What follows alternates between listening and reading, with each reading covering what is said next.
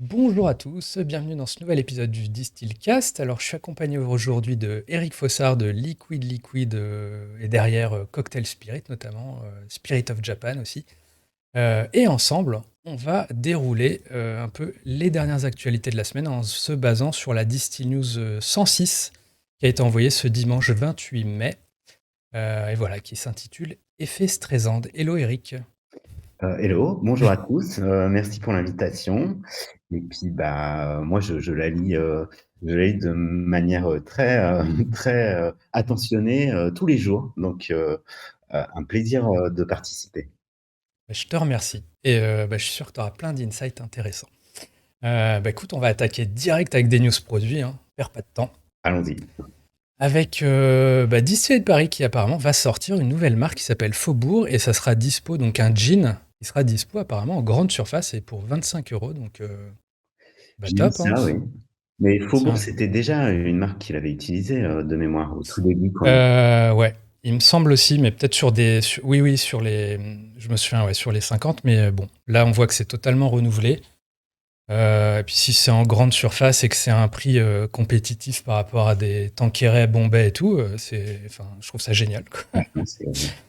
Donc à suivre, en tout cas, voilà, c'est Christine Lambert qui a publié ça sur Twitter et Instagram.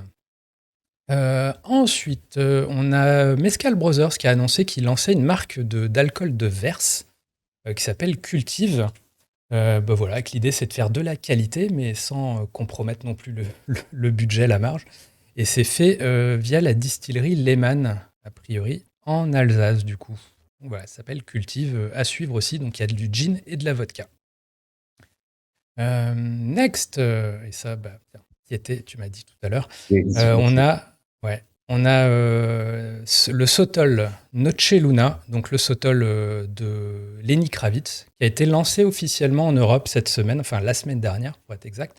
Il y a une soirée à Paris avec Lenny Kravitz lui-même et avec Eric Fossard lui-même aussi. Voilà. je sais pas, j'étais pas on stage, hein. Donc voilà, donc le Sotol, moi j'avoue que je méconnais totalement la catégorie et j'ai pas goûté encore. Mais- Oui, oui, enfin moi j'ai été invité, par un ami qui a participé au projet et heu et franchement, je pense que, on en parlera, hein, d'ailleurs, parce que dans Mhm. ta news, à un moment, on parle de l'agave et de ces pénuries et ces problématiques, de volume qui vont être inhérents, à toute la production qui vient du Mexique avec cette matière première.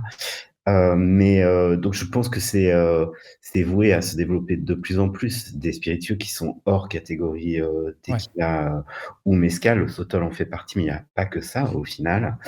Je trouve que c'est plutôt malin, de leur part, de d'arriver sur, cette catégorie. On sait pas trop qui arrive en fait. Est-ce que c'est Casalambré ou, est-ce que c'est, Pernod Ricard? Parce que j'ai l'impression qu'ils sont aussi, partie prenante dans le Ouais. projet. Mais Casalambré, ils ont plutôt, à leur, dans leur carton depuis quelques années, des belles success stories, dans tout ce qui est des produits qui sont issus du terroir mexicain. Je trouve que c'est pas mal, c'est bien fait. C'est vraiment à la frontière entre les 2, je trouve, entre gustativement parlant et son profil aromatique, entre le mezcal et la tequila. Donc je pense que ça a totalement, sa place et de l'avenir, Ouais. sur le marché. Bon, il se place clairement en pionnier, quoi, sur le coup. Et puis effectivement, s'il y a des pénuries derrière, sur la gave, eh ben écoute, il y aura une alternative potentiellement et on a déjà Pernod qui est sur le coup. Oui, oui, il y en a d'autres des sodas, hein, mais il y en aura de plus en plus à mon avis. Bon, là, en tout cas, ça donne un écho à la catégorie, je pense, qui est sans précédent, quoi. Enfin, Oui, à bah, suivre, ça la rend visible. carrément. Regarde, on en parle. Voilà. Je crois que c'est le seul Sotol dont j'ai parlé en 2 ans de Ah Distill oui? News, donc voilà, c'est que ça n'apparaît pas beaucoup dans mes flux, l'air de rien. Voilà, voilà. Ensuite, on reste dans la chanson avec Rod Stewart qui lance son whisky. Voilà, le whisky qui s'appelle Wolfies et qui est fait du côté de Loch Lomond. Donc voilà, en Écosse. Donc il s'agit d'un blend et l'étiquette, la bouteille est plutôt colorée, plutôt Mmh. fun. À goûter. Non, pas du tout, mais bon. À suivre en tout cas, bon, ça m'amuse toujours et puis en fait ça n'arrête pas là les people. Et d'ailleurs ça fera un peu écho à une autre news moins sympa dont on parlera tout à l'heure. Mais voilà, donc on a Lenny Kravitz d'un côté avec le Sotol, on a Rod Stewart avec un blend écossais. On a également, si vous préférez le bourbon et vous aimez le basket et la NBA, on a Stephen Curry qui a officialisé, donc qui lançait un bourbon qui s'appelle le Gentleman's Cut. Donc voilà, donc le champion de NBA des Warriors notamment. Donc Stephen Curry est dans le game aussi du whisky. Et on a également un acteur qui s'appelle Kiefer Sutherland de 24 heures chrono notamment, qui lui lance aussi un whisky. Alors donc on a l'Écosse, on a le bourbon américain et on a du whisky canadien également avec Kiefer Sutherland. Donc je crois qu'à force, on va couvrir absolument toutes les catégories avec un people, quoi. Donc voilà, Je donc trouve que tu peux déjà toutes les couvrir, à mon avis. ouais, Il suffit juste de chercher. ouais, il y a pas que du business dans la tequila, hein, on voit. Donc ça s'appelle Red Bank. Euh, et voilà, c'est fait avec des céréales canadiennes. Euh, voilà. Qu'est-ce qu'on a de beau ensuite, côté produit? Alors là, il n'y a pas de people derrière, quoique il y a Daniel Craig qui a fait de la pub Ouais, avec eux. oui, oui, ce sont ouais, c'est, Daniel Craig. Ouais. Mais il y a Belvedere qui a lancé un nouvel embouteillage qui s'appelle Belvedere 10, qui a été reposé 10 mois en cuve. Enfin bref, il y a un peu un petit storytelling que n'est pas forcément foufou derrière, mais en tout cas, la bouteille est assez. Pour ceux qui n'ont pas l'image, mais je vous invite à chercher ça, Belvedere 10 ou regarder euh, en commentaire là, pour avoir les sources de la newsletter. Voilà, la bouteille est vraiment atypique. Euh, voilà, a priori inspirée des épis de seigle. Voilà, et puis ça coûte quand même 180 pounds. Donc voilà, pour ceux Alors qui moi, veulent. on m'avait parlé de ce projet, j'avais jamais vu Ouais, la bouteille, mais même comme ça, sur le visuel qu'il y a sur la news, on a du mal à se rendre compte à quoi elle peut ressembler exactement. J'ai hâte de la voir. ouais, Parce que, ouais, qu'elle en main, soit. ça doit être quelque chose, ouais. Et donc en gros, ils disent qu'il y a 10 niveaux. Voilà, il y a ouais, 10 niveaux sur la bouteille, inspirés du seigle. Euh, Enfin voilà, très, je sais pas. Ouais, les photos après sont un peu énigmatiques. On dirait limite que c'est fluorescent, mais Oui, bon, c'est peut-être que des maquettes 3D, je sais pas. ah, Euh, on dirait une radiographie en fait de la bouteille. voilà, ouais. Bon, en tout cas, si vous avez 180 pounds, vous pourrez vous la payer dès cet été. Voilà, y compris en France. Ensuite, qu'est-ce qu'on a de beau? Alors on change totalement de style d'empaquetage. Là, celle-là, je l'ai calée dans la news parce que donc ça s'appelle Dulce Vida Tequila. Et en fait, c'est une tequila, enfin une marque de RTD, donc de cocktail prêt à boire, qui a lancé une gamme en fait de margarita, paloma, une watermelon margarita également. Et grosse particularité, c'est que c'est en tétra briques. Donc c'est des briques de 1 litre en carton. Euh, donc voilà, du cocktail. Et c'est destiné pour quel marché Ça, c'est aux États-Unis, hein, clairement. Voilà, ça titre l'air de rien à 15%. Bon, c'est iconoclaste dans le packaging. Bon, après, ça rentre peut-être dans les codes aussi de côté plus écolo, plus léger et tout. Par contre, ça fait vraiment pas. Enfin, ouais, je sais pas. Il y a peut-être un truc un peu malsain, parce que ça fait très enfantin finalement. Euh, Oui, enfin, déjà, aux États-Unis, c'est obligatoirement vendu dans des lieux qui sont dédiés uniquement à l'alcool et où tu n'auras pas d'enfants qui puissent y entrer. Donc, je pense que ça cadre déjà l'offre. hmm, Mais oui, enfin, moi, je sais que j'ai beaucoup, quand on a fait la sélection pour le bar des innovations, le packaging, c'est définitivement un axe ouais. d'innovation. Tu vois qu'il y a plein de marques qui s'orientent dans plein de territoires qui sont pas obligatoirement pris par l'alcool. Hmm, Souvent pour des démarches écologiques d'ailleurs. Là, je sais pas si c'est vraiment leur démarche initiale, hmm. Mais oui, on se rend compte qu'il y a de plus en plus de contenants différents que ceux qu'on a l'habitude de rencontrer généralement dans Ouais, les produits maintenant, c'est alcoolisés. ouais, c'est vraiment maintenant, au-delà des bouteilles, donc on a déjà la canette qui devient vraiment omniprésente, et notamment pour le RTD. Mais après, j'ai fait pas mal de news où même maintenant, on faisait des petites canettes de whisky irlandais, des petites canettes de choses comme ça, voire même de la 50 centilitres de whisky, quoi. En J'ai déjà single vu use. passer. Ouais. Donc, alors sur la canette de 50 centilitres, je me souviens, j'avais vu quand même qu'il y avait un système pour que tu puisses la refermer, la canette. OK. Donc voilà, c'était pas non plus. Il y avait quand même un petit peu un petit peu de comment dire, de modération, on va dire, derrière. Mmh. Hein. Bon, sinon, c'est des formats partagés, mais du whisky irlandais en format 10 centilitres, ça, j'ai déjà vu. Voilà, bon, on a les packs, on a les petits packs aussi, vraiment comme les petits jus de fruits pour enfants. Pour le coup, ça existe aussi dans les RTD. Euh, Oui. bon, voilà, après, on a tous les cubis et tout. Je crois que tu l'avais relayé sur une de tes, newsletters. Il y avait, aussi les cocktails en conserve. Oui, Hem, oui, oui, c'est vrai, ouais. si Ça, ça c'était vraiment stylé d'ailleurs.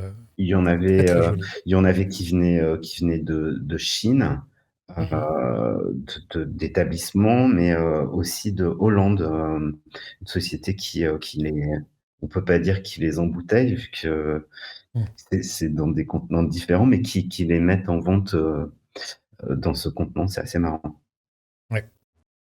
Et il y a une marque qui s'appelle Nio, italienne aussi, qui fait des formats un peu tout plats, des petits sachets en fait que tu Mmh. peux même envoyer par la poste, quoi. Donc bon, il y a de tout. Donc voilà, enfin, en tout cas, nouvel exemple en date, je l'avais pas vu encore, c'est la brique de 1 litre. Voilà. Donc pour cet été, évidemment. Qu'est-ce qu'on a de beau ensuite? Bah, on passe au sans alcool. Tiens.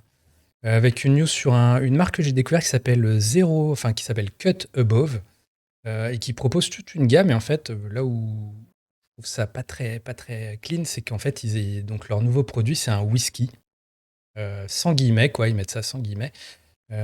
C'est étiqueté whisky, mais en réalité, il n'y a pas du tout de whisky, hein. C'est réalisé simplement avec de l'eau, des colorants, des, des arômes. Voilà, c'est même précisé sur le site, hein. No alcohol was used in the creation of this product. Donc voilà, donc je sais pas, c'est un peu le Far West aux États-Unis, j'ai l'impression. C'est qu'on a des marques qui naissent comme ça et qui développent toute une sorte de gamme whisky, gin, mezcal et tout, sans alcool, mais bon. Alors moi, c'est vraiment un sujet que je suis, depuis longtemps. D'ailleurs, on en a souvent discuté, ensemble, Mm. heu, je alors sur l'appellation et sur, la dénomination sur les étiquettes, c'est vrai que c'est un vrai sujet parce que, je pense que de toute façon, pour certains, c'est c'est même hors cadre de la législation en Ah vigueur, oui, notamment le gin. Maintenant, ça a été régulé et normalement, on n'a plus le droit de l'inscrire sur les étiquettes. Le whisky et le whisky, je pense que ça l'était bien avant le gin de toute mm, façon. Donc souvent, ceux qui associent leurs produits à une version alcoolisée, dans, des catégories qui sont extrêmement régulées, c'est totalement illégal au final. ouais, Maintenant, heu, il faut aussi faire, son tri dans ses offres. Je pense que, là, on parle d'une catégorie qui est bien définie dans les sans-alcool, qui sont les équivalents à. Donc c'est des ouais, substituts à quelque chose. Ça correspond à une offre, où on va aller donner la promesse, au consommateur de lui offrir quelque chose avec une palette aromatique ou en tout cas quelque chose qu'il a l'habitude de connaître, mais qui n'aura pas d'alcool. mm. Alors, souvent, cette eau aromatisée, c'est pas très sympa pour ceux qui l'ont développée parce que je pense que, pour certains, c'est le fruit de beaucoup de travail pour essayer d'arriver à atteindre quelque chose qui répond à la promesse écrite sur, l'étiquette. Alors des fois, cette promesse peut être déceptive, mais il n'empêche que c'est quand même un travail qui est des fois pour ceux qui le mettent en œuvre, avec des vrais, une vraie recherche derrière. Notamment, je pense, à ceux qui travaillent avec les terpènes. Je ne sais pas si tu connais cette voie où on va aller chercher, les molécules aromatiques d'un produit spécifique sans avoir l'alcool, mais donner Ouais. totalement le profil aromatique. Et ça met en œuvre des technologies qui sont plutôt, poussées et chères, voire contraignantes. Donc je pense Tu que c'est un impossible. exemple de marque? Je pourrais t'en donner, j'en ai pas là, mais D'accord. ça commence à se développer, de sur plusieurs catégories de spiritueux. Donc cette catégorie, à mon avis, elle sera toujours déceptive parce que, lorsque tu donnes quelque chose à quelqu'un en lui disant que c'est la même chose sans Mmh. quelque chose, Ouais, c'est obligatoirement déceptif. Parce qu'on te dit dès le début que c'est la même chose, mais il y a un truc en moins. Et le ouais. truc en moins, c'est généralement le truc que tu ressens vu que l'effet physique, il est surtout dans l'alcool et pas dans sa palette aromatique et ni sa construction, organoleptique. Donc ça peut être déceptif, mais en tout cas, ça répond à une demande. Si quelqu'un souhaite, consommer quelque chose dont il a l'habitude de consommer, mais ne pas avoir d'alcool, et ben, il y a des substituts qui existent. Moi, je trouve que c'est très, très dangereux dans le sens où, enfin, déjà, je considère qu'il y a un côté très trompeur pour le consommateur de l'étiqueter tel quel, parce que c'est très, enfin, pour moi, il y a tromperie pour le coup, surtout s'il n'y a pas le produit d'origine qui rentre dans la composition du sans-alcool. Si encore c'est un processus de désalcoolisation, tu vois, là, je me dis, OK, il y a tout un process, on a eu l'original et on a désalcoolisé. Là, pour moi, il y a un vrai, je sais pas, c'est une espèce de grosse mascarade marketing pour te vendre un produit. Et là où je trouve ça dangereux, c'est qu'en fait, tu vas vendre la première bouteille, j'ai aucun doute, mais je doute que les gens en rachètent une deuxième derrière. Et je pense que ça fait plus de mal à toute la catégorie globalement. Euh, enfin, je pense que personne n'y gagne, quoi. Alors, je dirais pas que c'est une mascarade. Je pense que ça correspond quand même à une demande, de Mm. gens qui ne veulent pas avoir de consommer d'alcool pour plein de raisons différentes et qui veulent rester dans un périmètre, gustatif et dans des modes de consommation qu'ils avaient l'habitude de connaître et de socialement interagir avec d'autres. Donc, je pense que ça correspond à une demande. Je suis pas persuadé, personnellement, que c'est l'avenir, du sans-alcool, mais ça correspond à une attente d'une certaine population de consommateurs. Mais je suis pas sûr que ça soit la plus grande dans le futur. Ouais. Mais elle existe et ça a été aussi le point de départ de toute cette, nouvelle catégorie naissante qui est la catégorie des NOLO où, tu as une offre sans alcool, heu, pour une consommation adulte et sociale. Mm. Ouais, ça joue beaucoup sur les perceptions, en tout cas. Bon, le débat est ouvert. Je pense que moi, je resterai assez campé sur mes trucs. Ah ouais, je le comprends de ton point de vue. Maintenant, je pense que, alors et pour moi, il y a un autre pan et on en parlera tout à l'heure si tu veux parce que, Mhm. on le mettra en avant, à Cocktail Spirit cette année. Je suis persuadé que, le sans alcool existera de manière beaucoup plus démocratique si il y a des promesses supplémentaires et que c'est pas uniquement avec où on a retiré quelque chose. Mm. C'est pour ça que je suis persuadé que tout ce qui est, functional drinks Ouais. sera certainement, ce qui va démocratiser beaucoup plus le sans alcool que des alternatives à des choses qu'on connaît qui sont alcoolisées. Où là, on crée une promesse totalement différente, construite sur du sans alcool, mais avec des effets alors qui peuvent être des fois pas obligatoirement perçus lorsque tu consommes. Chacun a ses perceptions physiques et va en trouver quelque chose ou pas dans cette consommation, mais au moins l'offre, elle a une promesse qui va au-delà du fait que tu bois juste quelque chose sans alcool. Ouais. Bah, là, j'y crois plus à ça, effectivement. Ah, moi aussi. Pour moi, il faut pas copier parce que clairement, la seule chose que tu vas créer, c'est de la déception à vouloir reproduire. Par contre, si tu crées quelque chose de nouveau, une nouvelle offre, euh, enfin d'avoir un autre paradigme en fait. Ok, vous Mais voulez pas boire de l'alcool, mais vous voulez peut-être, je sais pas, peut-être des effets euphorisants, des effets, je sais pas, gustatifs, mais voilà. Mais on va pas vous relativement faire un whisky sans alcool, on va vous faire énergisant. quelque chose de nouveau Tout à fait. qui porte un autre nom. Et je pense que ça aura plus de légitimité comme ça. Mais en tout cas, à suivre, parce qu'effectivement, il y a tous les trucs, là, Gaba Spirit, oui, là, au bar des Inos, vous aviez Free Spirit, là, pour le côté Tout à fait. fonctionnel. Donc pour le coup, ouais, à la limite, je vois bien un truc se développer un jour. Euh, c'est qu'on fasse de vrais spiritueux, on les désalcoolise, et après, via des procédés comme ça, de fonctionnels,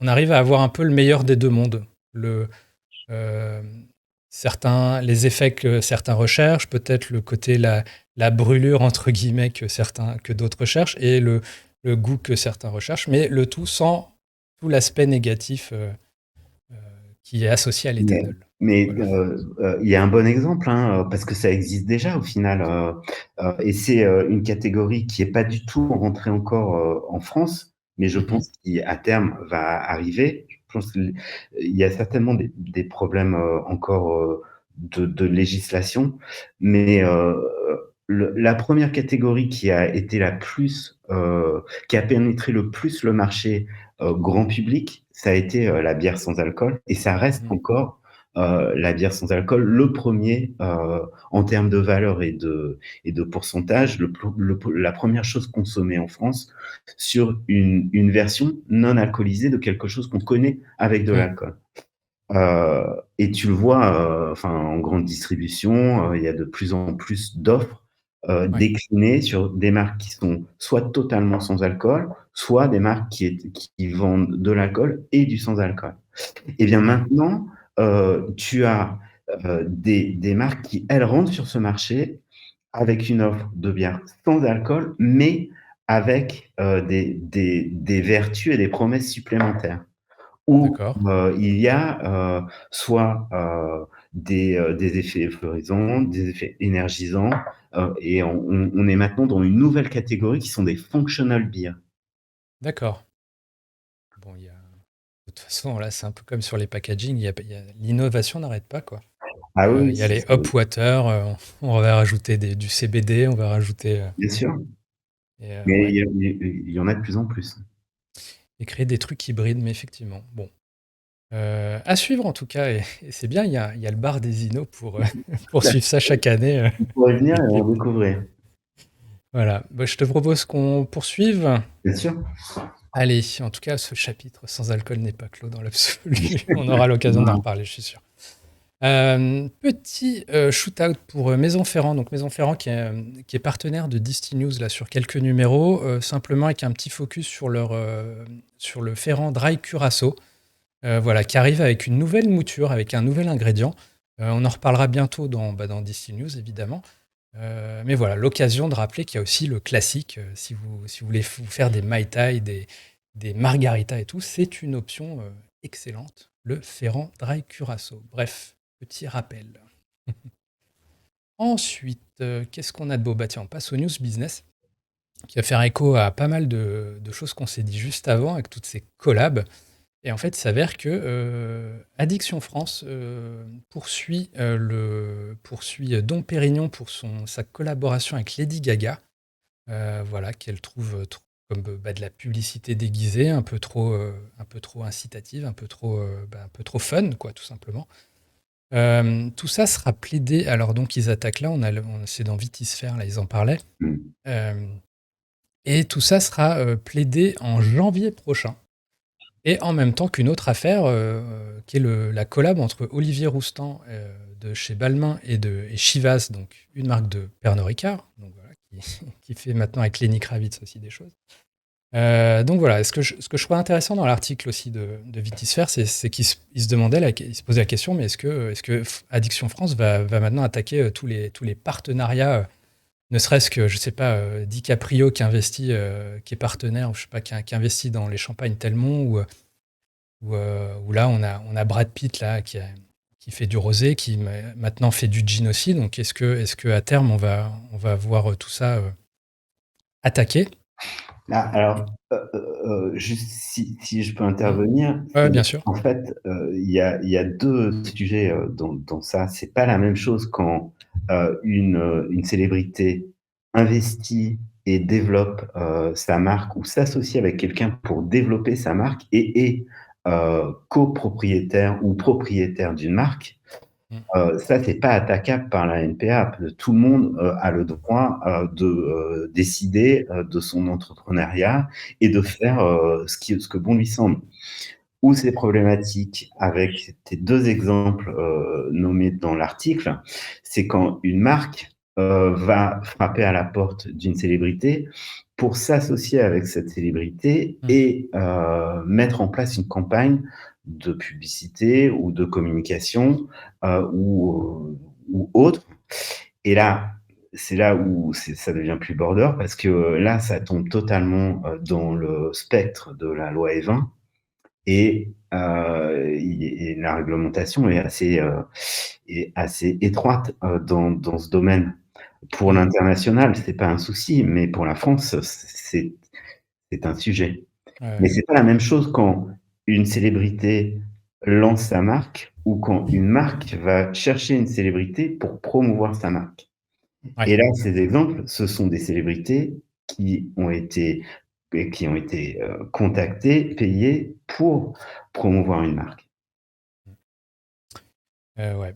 Bah, c'est là un peu les limites aussi, c'est que on est dans des sphères communication qui sont internationales.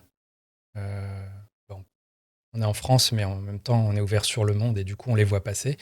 Hem, Mmh. moi, je vois 2 points, c'est qu'il y a, je pense qu'il y a de plus en plus de marques ou de groupes qui se mettent à gérer ce genre de partenariat, mais en associant le people comme investisseur dans la marque potentiellement, pour justement essayer de contourner le truc. Non, c'est pas il est vraiment partie prenante, de la marque. Hem Et un autre truc, moi, et c'est ce qui m'a fait titrer la newsletter dans ce sens-là, où je l'appelais donc Effet Streisand, c'est qu'au final, on est sur, dans le cadre de Lady Gaga, là, je recheckais, j'en ai parlé en 2021, en fait. Ça date de 2021, la campagne qu'ils ont fait là-dessus. Mais du coup, on en reparle maintenant. Ça sera plaidé en janvier, du coup, on en reparlera en janvier. Et résultat, on reparle 3 fois d'un truc qu'en fait, moi, j'avais déjà oublié que Lady Gaga avait fait un truc avec Dom Pérignon, tu vois. Pareil que Balmain, enfin bref. Du coup, voilà, effet Streisand, pour ceux qui sont pas forcément familiers avec ce truc, en fait, c'est l'histoire de Barbara Streisand qui voulait effacer, enfin, faire retirer des photos de sa villa sur Internet, et résultat, en faisant ça, en attaquant en justice, et bah, les photos de sa propriété ont été diffusées encore plus Mmh. largement. Voilà, donc tout l'effet inverse de ce qui était escompté. Voilà. Donc, euh, donc voilà, j'ai un peu le sentiment que c'est un peu contre-productif tout ça. Effectivement, bon, où est la limite, quoi? Est-ce que quand on parle du nouveau jean de Brad Pitt, dans quelle mesure on est sous le coup de la loi Evin ou pas, tu vois? Emma Watson qui fait un jean avec son frère, pareil, tu vois? Enfin, à un moment, évidemment il y a, enfin, tu vois, comment tu fais le distinguo entre les deux mondes, quoi? Bah, s'il en est propriétaire, il a totalement le droit d'en parler. Voilà. C'est uniquement ça la différence, hein. Voilà, bon, évidemment, c'est sûr que s'il se pointe en disant bourrez-vous la gueule avec mon jean, quel que soit son rôle, ça passera pas. Non, Bon. mais personne ne le fera, c'est pas envisageable. Non, bon, en tout cas, voilà, bon, feuilleton un peu. Bon, voilà, loi Evin, ça remonte un peu j'ai l'impression de plus en plus souvent dernièrement. Donc à suivre en tout cas. Euh, on en reparlera, je suis sûr. Enchaînons avec, bah tiens, on parlait de Sotol avant, et bah, il y avait une news sur Diageo en fait, qui apparemment donc a perdu un peu sa valeur boursière un peu perdue là depuis Noël. Mais en fait, c'est donc un article de Drink Business, il me semble, dans lequel il relate que depuis 2018, près de la moitié ou plus de la moitié de la croissance de Diageo vient de la tequila en fait. Et ce qui fait que des analystes se posent la question, est-ce que finalement le sort de Diageo n'est pas lié à l'agave? Et du coup, quid s'il y a pénurie d'agave? Qu'est-ce qu'on fait? Que devient Diageo? Sachant que c'est une part de plus en plus importante de leur portefeuille et de leurs résultats. Donc voilà, je ne sais pas si Diageo investit dans le Sotol ou quoi, mais Certainement. en tout cas, à suivre. Mais bon, des questionnements un peu plus macro qui sont intéressants. Et ça me fait penser, on parle d'agave, il y a aussi de l'agave qui est développée de plus en plus en Australie, en Afrique du Sud. Donc il y a peut-être aussi d'autres terrains comme ça. Donc ça s'appellera pas tequila, évidemment, mais à Mais, suivre. mais même en France, Ouais. Bon, c'est beaucoup plus modeste en France. ça reste anecdotique, mais en fait, il y a plein d'endroits où l'agave peut pousser. Mm. C'est pas une plante qui nécessite énormément de besoins Oui, en termes d'eau. d'eau, de richesse du sol. C'est plutôt une plante qui vit dans des milieux arides Mm. et qui, étant donné qu'elle met si longtemps à pousser, justement, pousse tout doucement. Ouais. Il y a plein d'autres endroits où l'agave peut pousser, c'est clair. Bah, il y a notamment avec le réchauffement climatique, il y a la Californie qui apparemment convertit petit à petit certains Oui, vignobles oui, en agave. Voilà, pour le futur Mescalifornia, comme ils disent. tout à fait. Euh, donc, bon, à suivre. En tout cas, voilà, c'était la petite info, en tout cas, sur le fait que la tequila a de plus en plus de succès, que Diageo a pas mal de billes là-dedans, et que, bon, il va falloir suivre tout ça.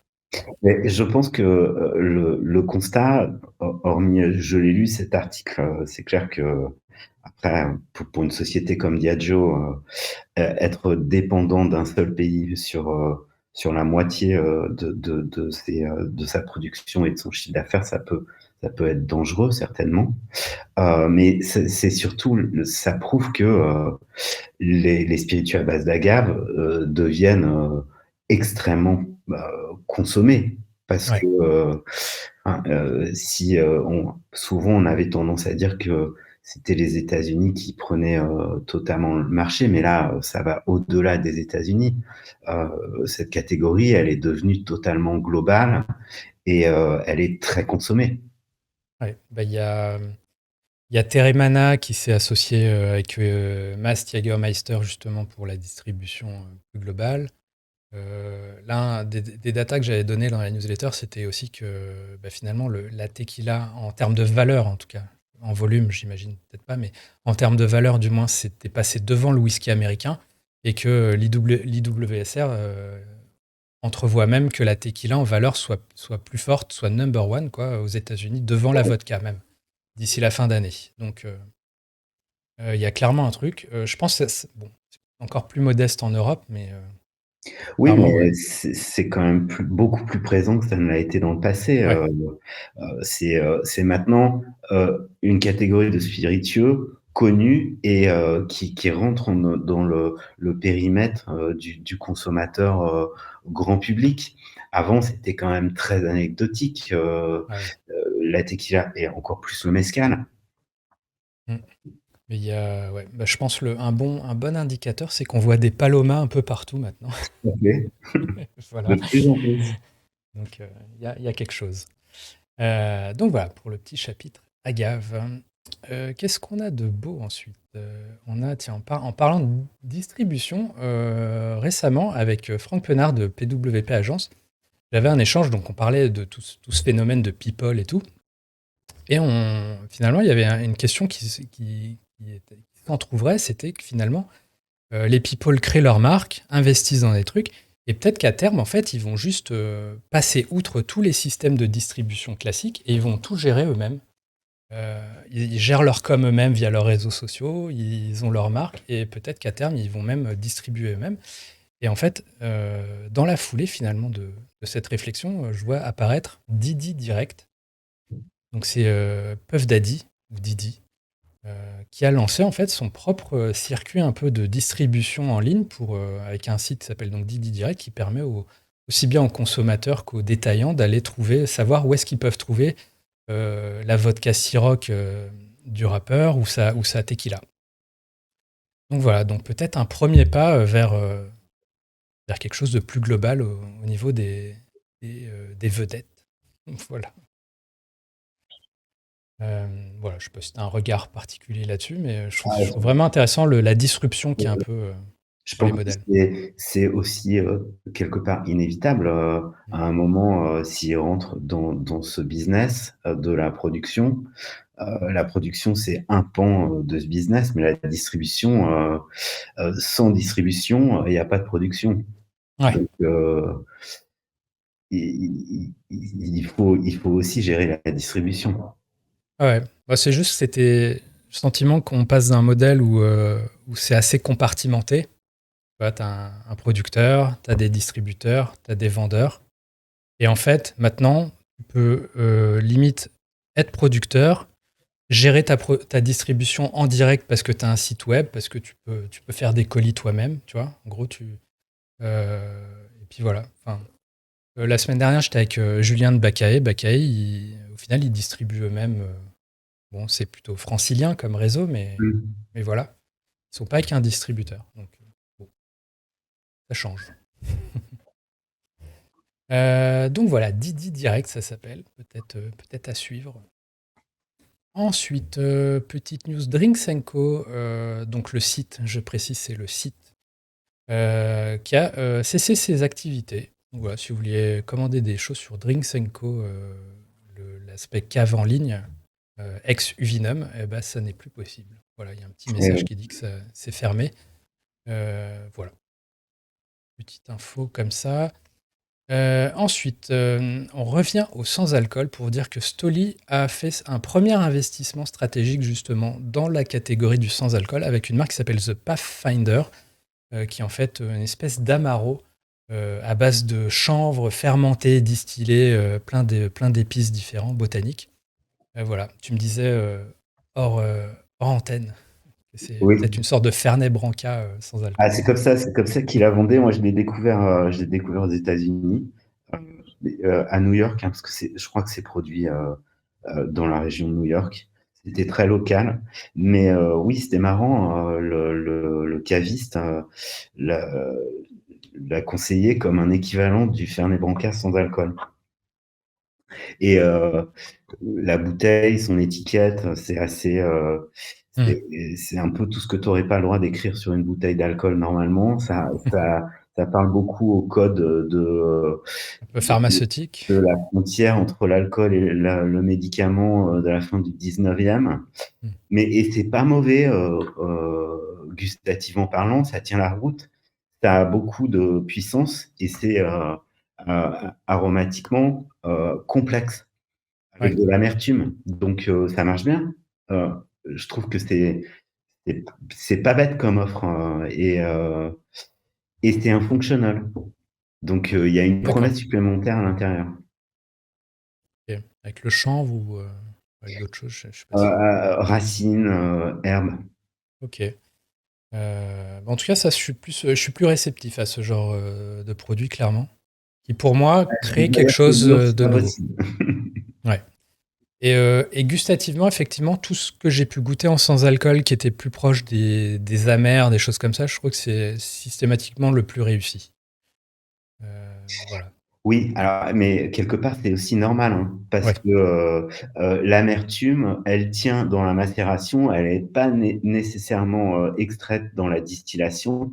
Mm. Et donc, de par ce fait elle peut être fixée dans la macération, la dilution l'éteint pas. Donc, Ouais. tu garderas toujours cette amertume et cette puissance donc, sur le son d'alcool, tu as pas besoin de l'alcool pour extraire ce profil aromatique. Donc évidemment, ça marche super bien sur le Oui, plan d'ailleurs, alcool. oui, d'ailleurs, si vous faites des bitters, généralement, plus le degré d'alcool est bas, plus vous allez extraire de l'amertume, donc bon à Oui, savoir. Mais voilà, donc ça, j'ai pas goûté, mais typiquement, tu vois, le Sustonic Zero, tout à fait. c'est assez bluffant, quoi, le résultat, rien à redire. Ça fonctionne très bien. Donc voilà, Pathfinder, peut-être en France un jour, je ne sais pas. En tout cas, Stoli, maintenant, qui a un pied dans le sans-alcool aussi.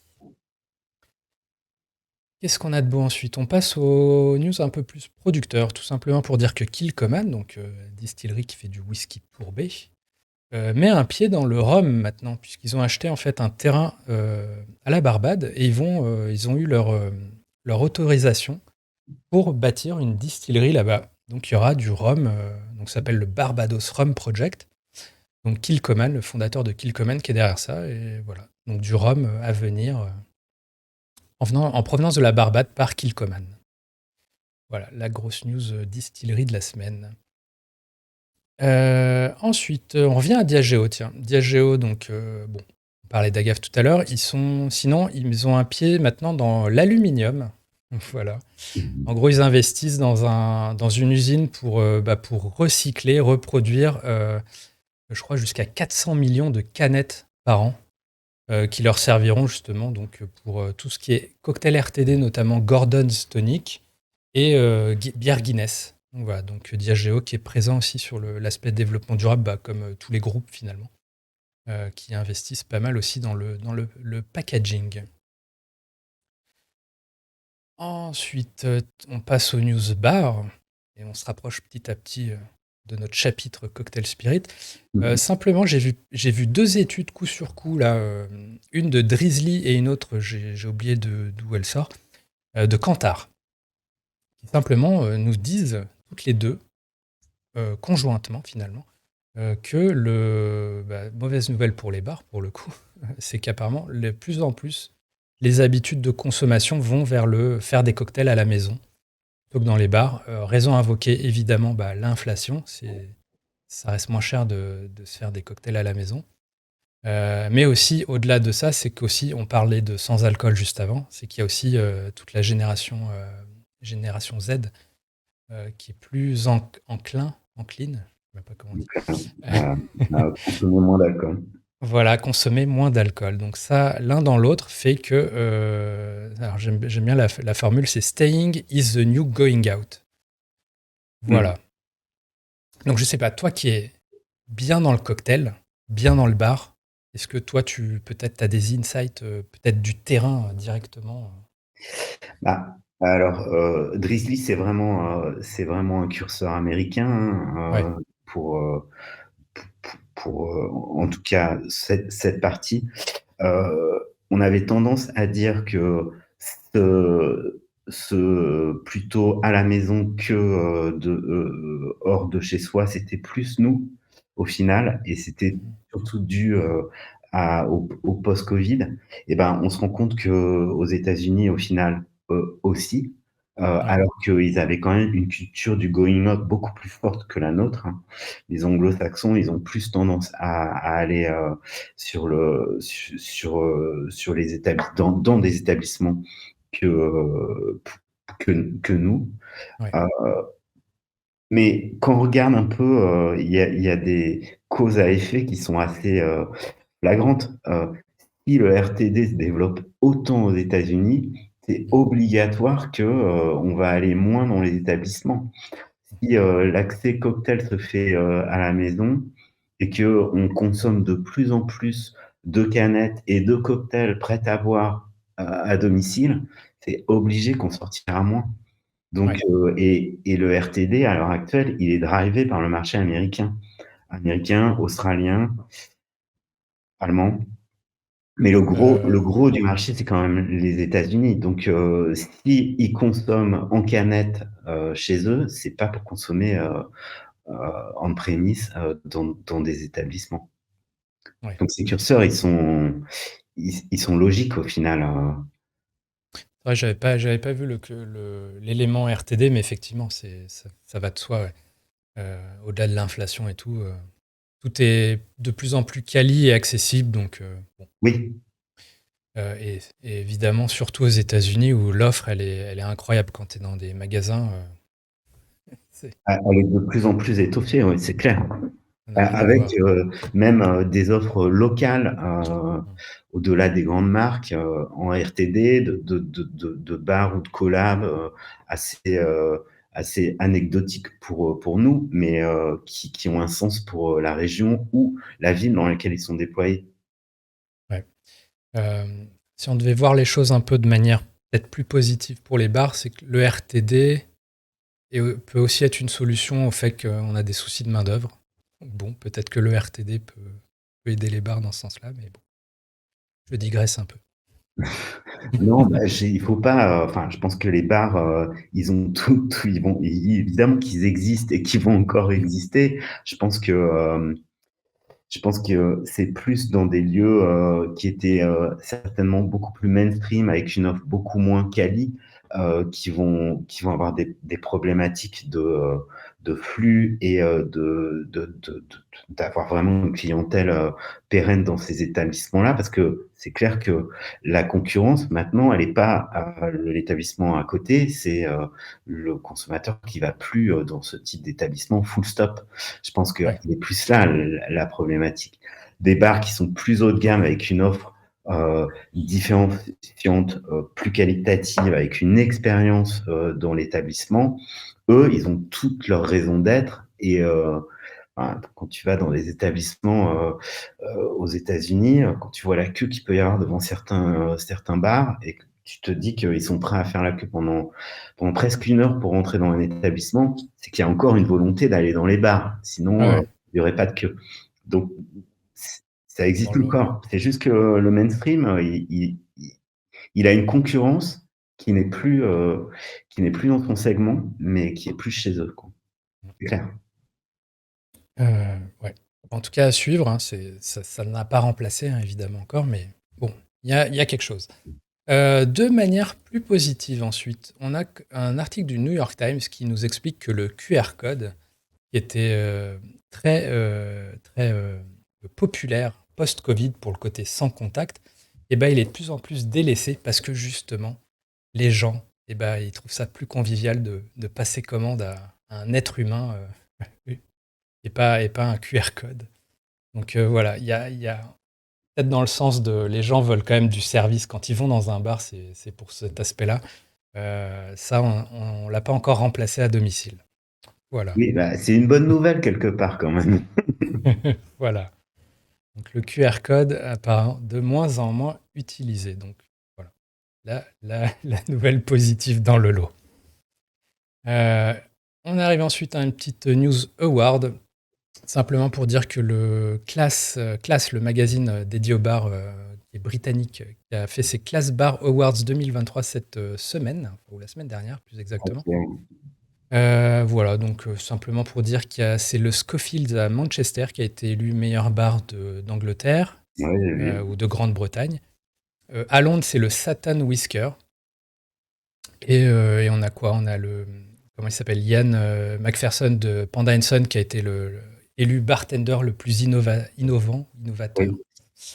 Voilà, ce qui est tout à fait compréhensible quand on voit tout ce qu'il fait sur Instagram et tout. Donc voilà, les Class Bar Awards. Et on en arrive à notre petit chapitre français, Et oui, qui Cocktail arrive Spirit, vite. puisque voilà, donc on a parlé un peu du passé. Bah, le futur, c'est que là, donc là on enregistre, on est le lundi 29 mai, et dès ce dimanche, donc le 4 juin et lundi 5 juin, et ben, nous avons Cocktail Spirit qui est de retour au Palais de Tokyo. Voilà. Exactement. À partir de midi, le dimanche 4, jusqu'à 19 h, et le lundi 5, pareil, midi, jusqu'à 19 h, pour y rentrer et y venir. Ouais. Euh, donc, si tu veux que je te déroule un petit peu le programme Ouais. de cette euh, édition. Exactement, parce que j'ai vu qu'il y a. Donc, vous mettez beaucoup en avant en ce moment le fait les 100 bartenders de demain. Il y aura le retour, évidemment, du bar des Inos. Il y aura des masterclass aussi. Également. Donc, il y a pas mal de choses qu'on peut, Oui, qu'on peut oui. passer en revue. Alors déjà, la ligne tous les ans, on met en avant une ligne éditoriale. On essaie d'être dans un peu l'air du temps, de la communauté et leur apporter, quelque chose, soit en les mettant en valeur, soit en les guidant vers le vers d'autres territoires. Cette année, ça part d'un constat où, on s'est rendu compte qu'il y avait eu quand même de grands changements, dans cette communauté, cette profession à la sortie, du covid. Heu, Tous nos interlocuteurs et tout notre réseau, étaient, avec de grosses problématiques de staff, hein, à trouver du personnel, et aussi on se rendait compte que les équipes avaient été, énormément renouvelées, à l'issue de cette période où tout s'est arrêté. On s'est aussi un peu rendu compte que, souvent, en fait, les générations passent la main, mais de manière plutôt organique et c'est pas trop flagrant. Mmh. Le covid a fait qu'il y a eu Une beaucoup de gens qui rupture? sont partis et la transmission, elle s'est pas obligatoirement faite parce que les nouveaux rentrants, ils étaient là parce qu'il fallait, remonter les équipes, mais les anciens, pour certains, ils étaient plus là. Donc, Ouais. il y a eu une déperdition de transmission un peu, dans cette profession et on s'est dit que, tous, autant la communauté que nous, on devait être aussi, enfin, on peut pas faire le constat que, les jeunes, sont avec, des manques de, savoir-faire et ne pas leur transmettre. Donc, Mmh. on se doit aussi, de donner à ces nouvelles générations pour les aider à grandir dans cette profession et à devenir les barman, qui seront les barman influents de demain. Donc ça, c'était le constat et le point de départ et pour ce faire, on s'est dit qu'on allait identifier 100 profils qui correspondent à des gens qui ont été perçus par soit leurs formateurs, soit leurs employeurs comme des jeunes qui avaient, un avenir dans cette profession. Pour ça, on a été chercher dans tout notre réseau en leur demandant s'ils connaissaient des profils qui étaient passionnés, engagés, motivés, et qui, à leurs yeux, avaient, vraiment, du potentiel pour devenir, des barman professionnels, influents dans cette profession dans le futur. Ce qu'on voulait, c'est qu'ils aient, aux alentours de 2 ans d'expérience professionnelle, à peu près. C'est pas obligatoirement le cas pour tous, mais, c'est un peu le format qu'on leur a demandé. Et pour ça, on a demandé à chacun de, parrainer, ces jeunes. Donc, D'accord. à chaque candidat, il y en a 100, c'est pas nous qui avons été les choisir, c'est pas nous qui les avons pointés du doigt. On a été demandé soit à des professeurs, soit à des formateurs, soit à des chefs barman, des propriétaires d'établissements, de nous donner, des noms de personnes qu'ils ont soit employées, qui sont peut-être pour certains qui sont plus avec eux d'ailleurs, et de nous dire: «Lui, quand je l'ai croisé, qu'il a bossé pour moi, franchement, il avait quelque chose et je pense qu'il mérite, qu'on le mette en avant». Et voilà comment on arrive avec cette sélection, des 100 barman de demain. Notre volonté, c'est une mise en lumière, donc c'est pour ça qu'à l'heure actuelle, on ne voit que des, Du portraits teasing. qui sont dans l'ombre, mais on leur donnera la lumière lorsque vous viendrez, au salon parce qu'on va mettre en place une expo photo où ces 100 barman et barmaid sont mises en avant et évidemment, ils seront mis en lumière parce qu'on verra leur visage, lors de, l'exposition au Palais de Tokyo pendant Cocktail Spirit. Ouais, c'est Donc même, la première chose qu'on voit là, si voilà, je me première fie chose au plan, quand on va dès que tu arriver. arrives, il y aura ces 100 barman de demain. Donc évidemment, on leur a dit de venir, on leur a dit aussi à chaque personne qui a parrainé ces barman, d'être présents aussi. Ce qu'on veut, c'est, vraiment, les fédérer. Maintenant, en parallèle de ça, on a commencé parce que les identifier, c'est une chose, mais les connaître, c'en est une autre. Donc on a mis en œuvre une sorte de deck de questions où, on a plus de 70 questions qu'on pose à chacun des candidats, D'accord. et qui correspond à vraiment déterminer qui sont ces jeunes et heu quelles sont leurs visions, heu, à date et dans l'avenir. Donc, ce qu'on peut savoir, c'est, avoir une sorte d'image à date où on peut se dire: «Voilà, ces 100 profils, il y en a que 100, mais c'est déjà beaucoup. Mmh. Qu'est-ce qu'ils aiment? D'où ils viennent? Quels ont été leurs cursus, de formation? Quelle filière ils ont choisi? Comment ils sont arrivés dans ce métier?» Mais aussi, quelles sont les catégories de spiritueux qu'ils affectionnent?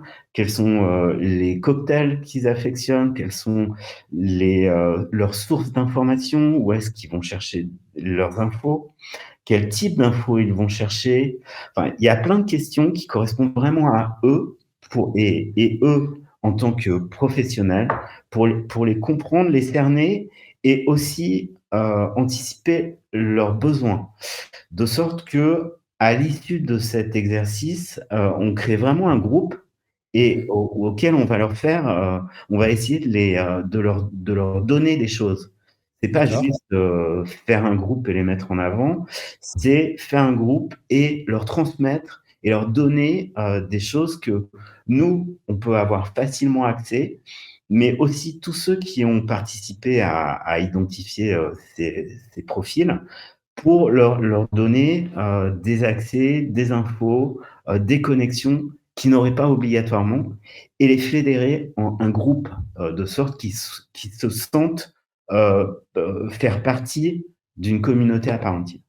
D'accord et tous ces résultats-là des questionnaires, ça va être partagé? Ça va donner lieu à une publication peut-être sur, voilà les tendances, voilà ce que les 100 bartenders de demain On donnera les grandes lignes aiment? du résultat, mais c'est très intéressant, hein. Moi, j'en ai interviewé personnellement plusieurs. C'est, c'est, nous, on a toujours un peu une vision de comment, ça évolue, quelles sont leurs envies, mais d'être confronté à la réalité de chacun des profils, c'est extrêmement enrichissant. De voir un peu, quels sont les quels sont où est-ce qu'ils vont chercher les informations? Qu'est-ce qu'ils perçoivent comme, tu vois, par exemple, on leur demande comme question, quel est à leurs yeux le barman français le plus influent? Quel est à leurs yeux le barman étranger le plus influent? Mmh. Et pourquoi? Quel est le bar, qui, à leurs yeux est, le bar référent dans leur ville, en France, à l'étranger? Voir leurs réponses et savoir pourquoi ils les ont définies, c'est super intéressant. Tu quelques insights d'ailleurs, à partager peut-être sur, Bah, ces bartenders les plus influents, ces bars les plus influents? Est-ce qu'il y a quelque chose qui se dégage clairement ou est-ce que c'est vraiment, pour très l'instant, disparate, c'est pas totalement fini, donc D'accord. je donnerai pas de nom, mais c'est pas obligatoirement des établissements auxquels on penserait. Mmh. Je pense que nous, nos grilles de lecture, elles sont définies par, un écosystème dans lequel on est totalement, impliqué. Il y a plein de grilles qui te permettent Mmh. de juger, tel et tel établissement et de voir un peu son influence, au niveau, d'une communauté qui est en soi assez resserrée. Parce que, c'est de l'élite qu'on parle. Là, ces jeunes-là, ils sont au tout début, de leur Mmh. carrière. Ils sont pas encore rentrés dans ce cercle. Pour D'accord. eux, ils ont tout à découvrir. C'est ça qui est assez, intéressant et plutôt motivant parce que, ils sont, plutôt, assez enthousiastes qu'on leur ouvre des portes, et qu'on leur déverrouille des savoirs qu'ils n'ont pas obligatoirement. Mais en tout cas, ouais, c'est une sacrée mine d'or, si si vous partagez ça à un moment. On Tu m'as en dit 60 reparlera. questions? 70 questions? Oui, oui, c'est énorme, hein. Honnêtement, chaque interview, ça dure entre 45 et 50 minutes. Donc, tu es obligé de les prévenir en D'accord. amont, que ça soit dans un environnement plutôt calme. On le fait à chaque fois. Ouais, c'est pas un formulaire en ligne, quoi, Non, non, que tu es en surtout train de me pas. dire. C'est Parce très que quali. tu te rends compte que quand tu leur parles, des fois, ils butent sur certaines questions et tu leur dis: «C'est pas grave, on reviendra dessus» ou «Tu pourras me l'envoyer par texto plus tard». Et tu vois qu'ils réfléchissent et qu'ils essayent d'orienter leurs questions par rapport à vraiment ce qu'eux, ils ressentent et pas, pour, essayer Ouais, de ouais. se mettre en avant ou, c'est assez intéressant. Comme exercice, c'est pas mal. Donc c'est 100 bartenders qui ont Oui, toute la été, France. été pris en photo, donc ça sera exposé à l'entrée, tout le monde Exactement, le verra. Et en parallèle à ça, donc il y a cette étude exactement. sur leurs aspirations, leurs influences et tout. Tout à fait.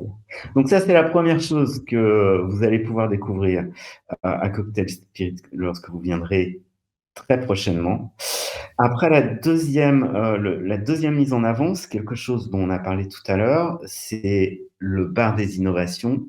Ouais. Donc le bar des innovations, on l'a fait en off, c'était une sorte de pré-lancement en février, où pendant une semaine, on l'a ouvert, heu, à la communauté, là, en l'occurrence plus parisienne, mais également aux consommateurs, à Drinks& Co. Mm. Donc là où on a sélectionné 100 produits qui correspondent vraiment à des tendances fortes. Donc juste pour brièvement vous expliquer comment on a développé ces tendances, on s'est approché d'un département qui est piloté au sein du groupe Pernod Ricard, qui est le groupe sur les tendances Foresight. En fait, ils ont une antenne à l'intérieur de la structure Pernod Ricard qui va faire des études sur quels sont les nouveaux, soit les nouveaux modes de consommation au niveau international, soit les tendances de nouveaux produits qui sortent, mais c'est pas obligatoirement sur de l'alcool, ça peut être sur n'importe quel type de tendance, mais ce qu'ils font après, c'est qu'ils font des feuilles de tendances qu'ils vont partager avec tout le groupe pour leur donner des insights sur les évolutions éventuelles de l'univers liquide ou des changements comportementaux aussi des fois. Et avec eux, on a échangé sur le deck qu'ils mettent en place pour leurs études et on a sélectionné 7 tendances Mm. qui sortent de leur deck. Eux, ils en ont 12, on en a pris 7 et qui correspondent à vraiment des tendances qui sont des tendances qui sont des tendances de fond au niveau global. Et sur ces 7 tendances, on a essayé de construire la sélection des 100 produits du bar des Du innovations. bar des Inno, ok. Il y en a, c'est plus franco-français, mais principalement, quand même, ça correspond plutôt à ces tendances identifiées par l'équipe Foresight. Donc, on a construit ces 100 nouveautés. Ces 100 nouveautés, on les a fait déguster à l'aveugle, on les a notées, on a fait sortir un gagnant par catégorie. Et à l'issue des dégustations, on a fait sortir un produit qui était le plus innovant, le plus différenciant de la sélection. Et c'est un sans alcool et un fonctionnel qui a gagné. C'était le Livner de chez Free Spirit. Ouais. Donc, alors, on va en reparler hein, des functionals parce que on a décidé d'éclater en périmètre du bar des innovations où tu vas pouvoir retrouver ces 100 innovations ouvertes à la dégustation, où on pourra vous donner du contenu sur tous ces produits. Les équipes derrière le bar les connaissent tous, ces produits. Donc c'est Euh, vraiment l'essence, c'est pas le gagnant par catégorie qui sera. ah non, c'est les Non, 100 qui vont c'est être. l'essence, ok. Bah, il y a, du coup, je précise, il y a la liste complète sur le site, sur cocktailspirit.com, Tout à fait. pour ceux qui veulent Donc, tous ces déjà produits faire sont leur ouverts. présélection. Ouais. Tous ces produits sont ouverts à la dégustation et en parallèle, on a invité sur des pôles annexes qui correspondent à des tendances. Donc, il y a l'ultra local, il y a le retour des liqueurs, il y a les functional et il y a l'easternization, qui sont 4 tendances qui sont identifiées dans le cahier des tendances qu'on a mis en avant pour le bar des innovations, où il y aura des producteurs qui viendront et qui proposeront leurs produits dans ces tendances identifiées. Et en plus de ça, sur la section Nolo, que tu affectionnes beaucoup, il va y avoir 6 producteurs. Sur ces 6 D'accord. producteurs, il y aura 2 Français. Il y aura la French qui sort un soda au pamplemousse et au sel de Guérande. Et il y aura Giffard qui sort une gamme Ah, au shrub, là. Ouais, leur shrub, tout à fait. Et à côté de ça, il y aura 4 marques qui, elles, sont soit anglaises, soit américaines, soit australiennes, qui sont des sans-alcool. Et surtout, il va y avoir un bar qui va offrir une sélection de cocktails qui sont que des functional. Donc, D'accord. il y aura à peu près 8 ou 10 cocktails qui ont tous des ingrédients functional. Ça veut dire qu'ils ont soit des racines, des herbes, des champignons qui ont des vertus prédéfinies, c'est-à-dire avec un effet physique, soit énergisant, euphorisant, calmant, et mis en œuvre dans une offre cocktail. Et ça, c'est l'équipe de Virgin Mary qui le mettra en œuvre. Ils étaient déjà présents l'année dernière sur la section Nolo. Bon, Virgin Mary qui a un bar Qui n'est sans plus un bar alcool. parce qu'ils ont fermé il y a peu de temps, Ouais, d'ailleurs. voilà, Qui va c'était le bar revenir à sur. Dublin.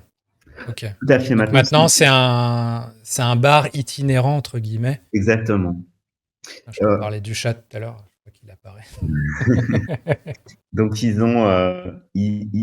font principalement maintenant des festivals avec leur offre sans alcool, mais ils ont aussi une licence sur laquelle ils ont ouvert un bar à Abu Dhabi. Je crois qu'ils en ouvrent un à Dubaï. Ils vont en ouvrir d'autres D'accord. dans le futur. Donc, on en était Du sans-alcool.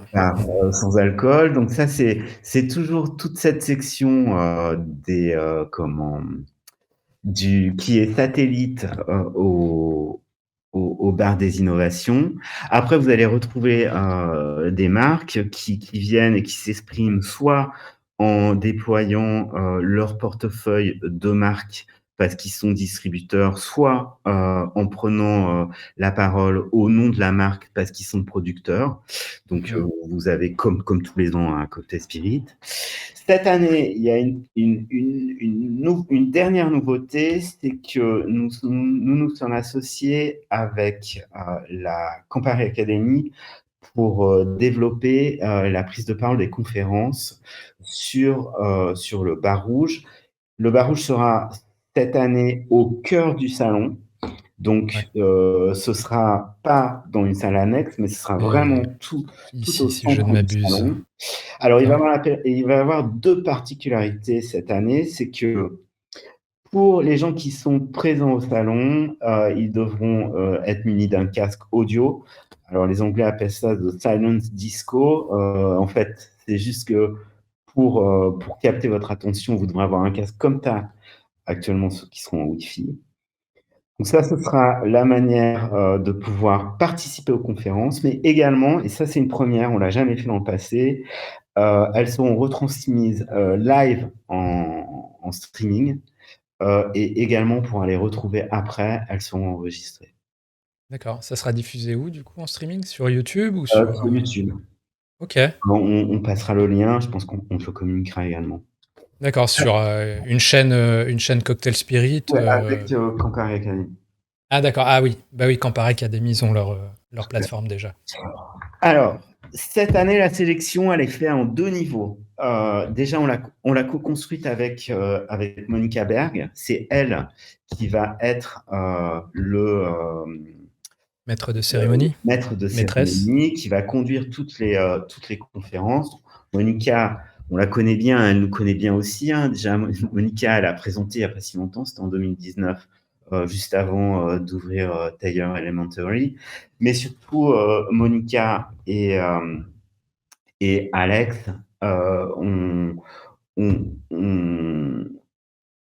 ouvert leur symposium avec nous à Cocktail Spirit et ont déployé 3 années de suite leur symposium. Donc, ils connaissent bien l'exercice, ils connaissent bien aussi Cocktail Spirit.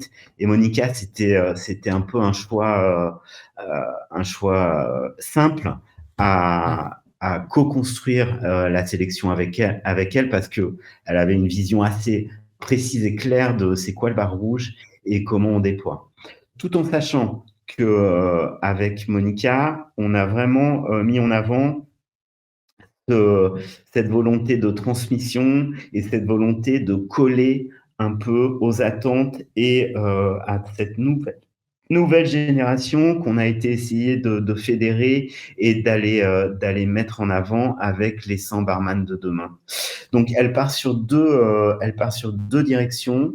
Un côté avec une sélection d'établissements qui sont en l'occurrence très innovants et très cutting edge dans leur offre. Alors, il y a Uni qui vient de Lisbonne au Portugal et Waxon qui vient de Berlin en Allemagne. Uni, je ne sais pas si tu connais un peu Non, je t'avoue, Constanza. je suis un peu à la masse là. Elle est très dans l'innovation et la créativité et avec des partis pris qui sont propres, qui sont vraiment les siens sur des directions créatives que je lui laisserai la parole pour décrypter et décrire. Mais son bar, il est loin d'être un bar normal parce que c'est juste une table de 9 personnes. Il faut évidemment réserver à l'avance. L'expérience de consommation, elle est en marge de ce qu'on peut attendre d'un bar. Elle correspond vraiment à une nouvelle vision de ce qui est le cocktail et comment on délivre le cocktail.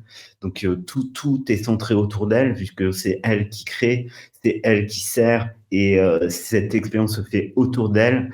Il n'y a que 9 personnes qui sont assises à sa table. Ça me Donc fait c'est penser à ce qu'on peut voir à Tokyo, notamment, enfin au Japon. Et, oui, mais on est quand même dans un côté très créatif et très.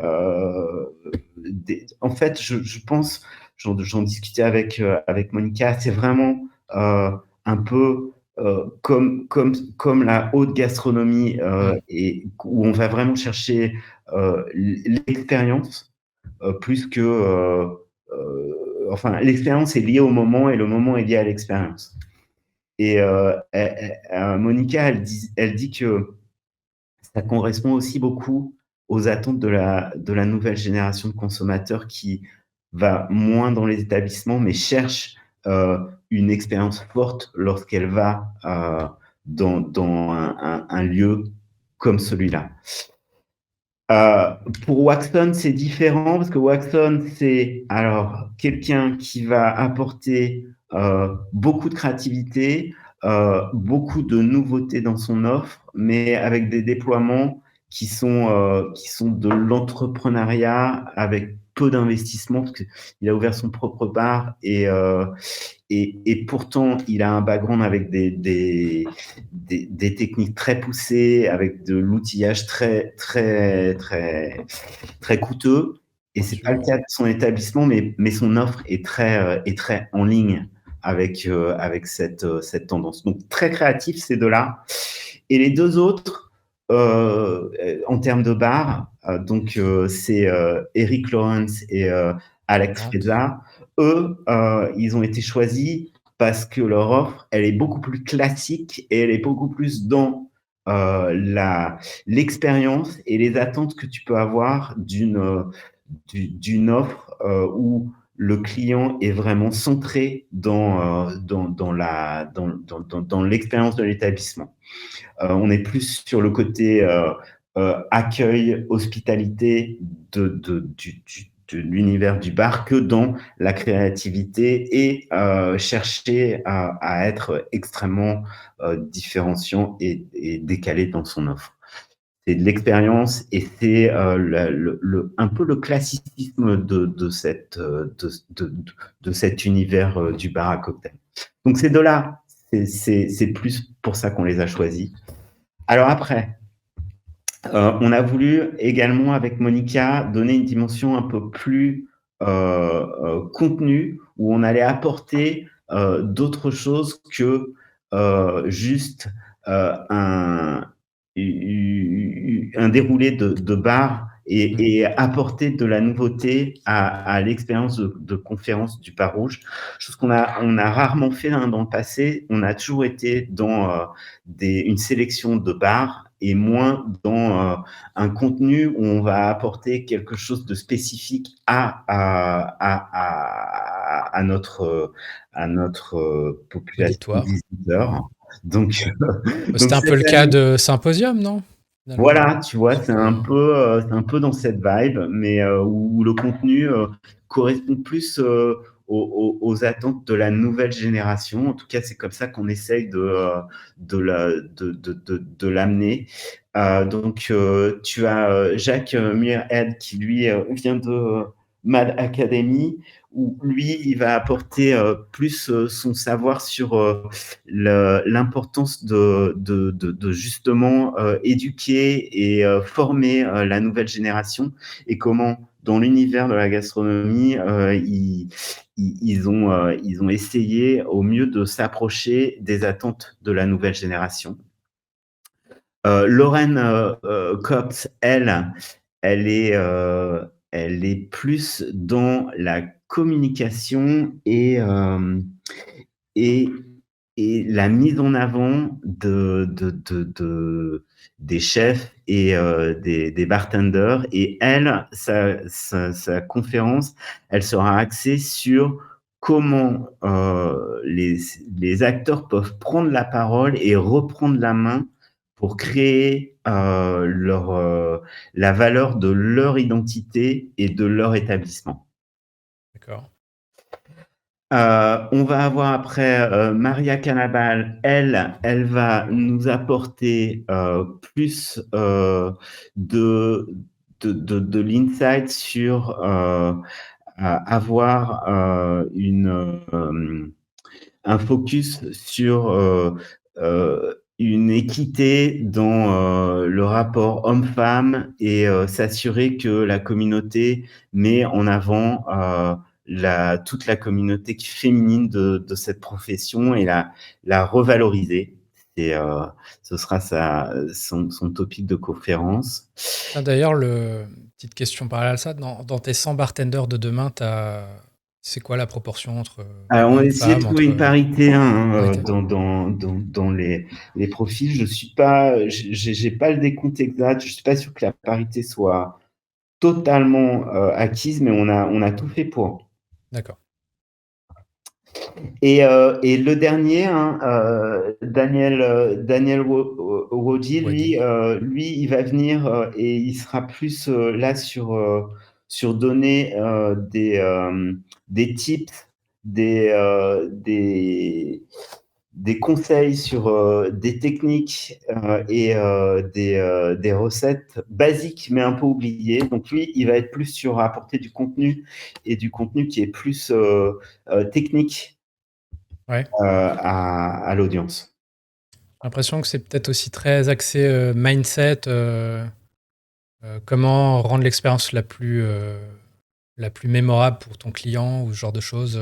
Enfin, j'ai vu des extraits de son bouquin qui avait Ouais, l'air très porté sur enfin, vraiment comment tu te penses comme bartender. Plus que ah tiens, quelle technique je vais utiliser pour faire ce truc sous vide oui, et, faire et ceci, cela, tu vois. il est plus back to Plus basic, métaphysique, quoi. définitivement. Non, mais il correspond aussi on les a tous avec Monica au départ, on les a bien briefés sur le fait qu'on voulait être dans une ligne de transmission et de passation. Donc, c'est vraiment la volonté qu'on a également dans les talks qui seront offerts aux visiteurs à Cocktail Spirit. C'est l'idée en tout cas. Et ben parfait. En tout cas, oui. Donc 4 confs par jour. Voilà, 4 confs Donc, le dimanche, 4 confs le lundi.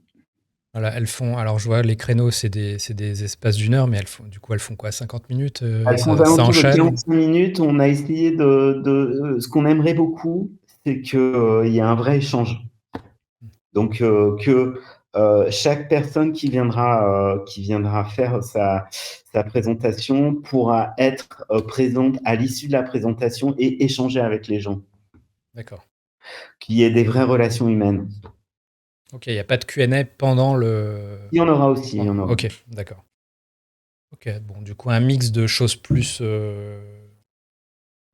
macro du bar, d'un point de vue macro, et des choses plus micro pour dire, ok, tel bar, on fonctionne comme ça. Oui, Voilà notre on voulait vision. citer des exemples et de l'inspiration. Les exemples, c'est dans la veine du bar rouge. L'inspiration, c'est dans la sélection de profils qui va apporter quelque chose qui correspond aux attentes de la nouvelle génération. C'est ça le brief de départ. Bah écoute, c'est très très clair. Donc il y a de quoi faire, il y a beaucoup de Et choses ouais, à déguster. Il y a des confs, il y a une expo photo. Ouais, bah, très bien. Et puis plein de gens à croiser. C'est ça c'est qui est l'idée, cool c'est aussi. l'idée. Ils sont tous là. Et puis, je sais pas, parce que moi, on me dit pas tout, mais à mon avis, il y a plein de soirées dans Paris également, hein. J'imagine, j'avoue que j'ai pas trop regardé si j'avais des invites ou quoi qui traînaient, mais bon. Si, je pense, hein. Il doit y avoir des guest Mais artists. souvent, oui, c'est Bon. l'opportunité. Oui, oui, oui. Bah, typiquement, quand Paris, leur bar Académie, ils avaient fait une soirée de lancement à Paris en, Exact, en ouais, ouais. marge de, Mm, mm. en marge de Cocktail Spirit l'an dernier. Ok, ok. Je sais pas si tu as quelque chose à ajouter là-dessus, mais en tout cas, on a Non, non, voilà, hein, nous, bonne. il faut juste, pour ceux qui ne se sont pas encore inscrits, il suffit d'aller sur le site et d'aller sur la partie billetterie. Et si vous êtes barman, vous travaillez dans la restauration, vous êtes caviste, vous êtes acheteur, et ben vous allez sur je demande une accréditation, elle vous sera évidemment acceptée et vous pourrez venir au salon gratuitement. Vous êtes les bienvenus et le salon est fait pour vous. Voilà. Et donc, c'est dès ce dimanche, donc 4 juin. Tu m'as dit à quelle heure? C'est 10 heures, c'est ça? Non, ça ouvre à Midi, midi. midi. Autant pour moi. On Et dort encore. dernière entrée possible, 19h. 19h, On ok. arrête de servir à 19h30 dans le salon. Ok, parfait. Bah écoute, c'est très clair. Moi, qu'est-ce que j'ai ajouté? Simplement, oui. Si vous voulez plus de podcasts, sachez que j'en ai fait un dans le Bottlefield Show là, la semaine dernière. On a parlé du nouveau logo de Ricard. Voilà.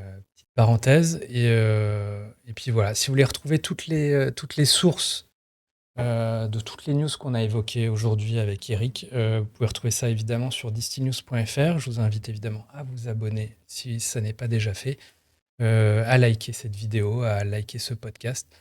Et voilà, et en tout cas, ben, on se voit dès ce week-end, du coup, Eric. Oui, on se voit très bientôt, je pense. Voilà, voilà. Et merci Bah, beaucoup écoute, en tout cas. merci à toi pour ta disponibilité, tes insights. Ok. C'est très cool. Et bah, écoutez, à ce week-end, tout le monde, dimanche ou lundi, en tout cas. Je Voilà. pense qu'il va faire beau en plus. Donc, En plus. Bah, en plus, il y a une petite zone il extérieure. y a une grande terrasse. Voilà, au Palais de Tokyo, donc c'est très très bien. Parfait. Bah, merci encore et Merci bah, Frédéric. à très vite. À très vite. Ciao, ciao.